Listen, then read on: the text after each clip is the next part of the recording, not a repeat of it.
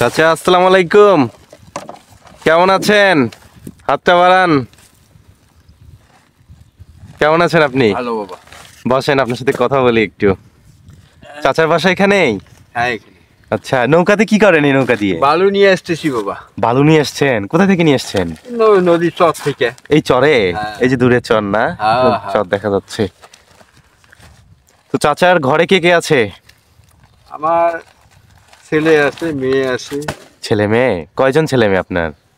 4টে মেয়ে, 4জন মেয়ে? একটা ছেলে। বিয়ে দিয়েছেন সবার? বিয়ে দেননি? ছেলে ছোট এখনো। আচ্ছা, আপনার খাওয়া দাওয়া কিভাবে চলে? এই যে বাবা কর্ম করি মানুষের, এভাবে কাজ করেই হ্যাঁ এভাবেই চলছেন আপনারা? কি করবো এখন বাবা? প্রচুর তো ঠান্ডা, শীতের কাপড় কই আপনার? শীতের কাপড়ে এই যে গায়ে দেখেন তাই। এতটুকুই? হ্যাঁ। সোয়েটার নাই, মোটা সোয়েটার চাদর না কিছুই বাবা, নেই? এই যে একটা আছে এইটাই গায়ে দিছি, আর কি দেবো গায়ে। এটাই। খাওয়া দাওয়া করেননি চাচা?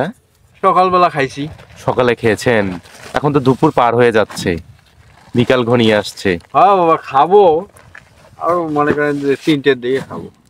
যেই দেখাবেন না? ঠিক আছে চাচা, ভালো থাকবেন। হ্যাঁ আসি, আসসালামু আলাইকুম। সতী নদীর বয়ে চলা স্রোতের মধ্য দিয়ে চাচা নৌকা চালান দিনের পর দিন। নদীর ওই পারে যে বিশাল বালুচর, সেখান থেকে বালু বোঝাই করে এনে লোকালয়ে পৌঁছে দেন। এই কাজই চাচার জীবিকা। নদীর জল, নৌকার বৈঠা আর সারা শরীরে লেগে থাকা বালুর দানাগুলো যেন তার জীবনের অবিচ্ছেদ্য অংশ হয়ে উঠেছে। শীতের কনকনে ঠান্ডায় যখন নদীর বাতাস, তখনও চাচা নৌকা চালিয়ে যান। বৈঠা বেয়ে নদীর বুক চিরে এগিয়ে যান। গায়ে পাতলা একটা পুরনো শার্ট, আর তার নিচে জীর্ণ একটি সোয়েটার। যেন জীবনযুদ্ধের এই পথে শীতও তাকে দমাতে পারে না। তবু মাঝে মাঝে বৈঠার ফাঁকে হাতটা গায়ে ঘষে নেন, নাকটা একটু টেনে নেন একটুখানি। ঠান্ডায় জমে যাওয়া আঙ্গুলগুলো যখন নৌকার দড়িতে শক্ত হয়ে আসে, তখনও চাচার মুখে পরিশ্রমের সহজ হাসি লেগে থাকে। চাচার জীবনটা নদীর মতোই অবিরাম বয়ে চলা, কখনো স্থির নয়। নদী যেমন কখনো শান্ত, কখনো উত্তাল, তেমনি চাচার জীবনের দিনগুলো কখনো সহজ, কখনো কঠিন।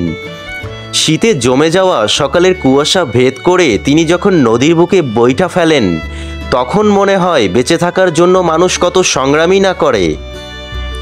তবুও চাচা খুশি, নদীর সঙ্গেই তার জীবনের সান্ত্বনা। নদীর জলের শব্দ, বাতাসের শীতল স্পর্শ যখন নৌকার বালুর উপরে পড়ে, তখন চাচার চোখে এক টুকরো স্বপ্নের আলো ফুটে ওঠে। হয়তো একদিন ভালো একটা শীতের কাপড় হবে, হয়তো জীবনের বোঝাও একটু হালকা হবে, কিন্তু ততদিন পর্যন্ত চাচা নদী আর নৌকার সঙ্গেই থাকবেন। বৈঠা হাতে নদীর বুক চিরে এগিয়ে যাবেন নতুন ভোরের আশায়।